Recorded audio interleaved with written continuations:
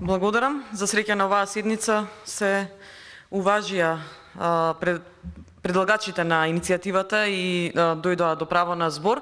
Ја поддржуваме оваа иницијатива за референдум. Говорам и како пратеник, говорам и како родител на 3 школски деца.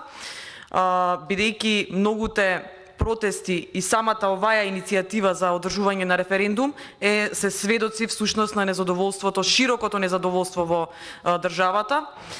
Плюс како родител, бидејќи лично сум инволвирана во школувањето на нашите дечиња, сведоци сме дека овие 2 школски години со оваа онлайн настава, за жал поради корона пандемијата, не адресирам тука ништо, но сметам дека требаше на друг начин да се менаџира и да не биде све онлайн.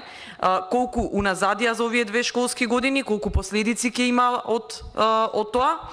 Сметам дека треба не само образовната фела и експертите во фелата и вклучените луѓе во фелата образование да дадат свое мислење за ова предлог законско решение, кое сметам исклучително дека треба сега да се повлече и треба можеби да се одвива во етапи, може треба со анализи, но сметам дека треба да се вклучи и здравствената фела, бидејќи кога ќе излезат со анализа колку деца има со сколиози и колку има деца кои што носат очила, мислам дека ќе се доведе во прашање ова брзоплето носење на дигитализација на учебници. Ние сме го имале во програма и не сакам да се инсуинира дека ние сме за проформа, не сме за проформа, но сме за издржана анализа и потоа носење издржани законски решенија. Така да, поддршка за оваа иницијатива за референдум за носење на дигиталните учебници.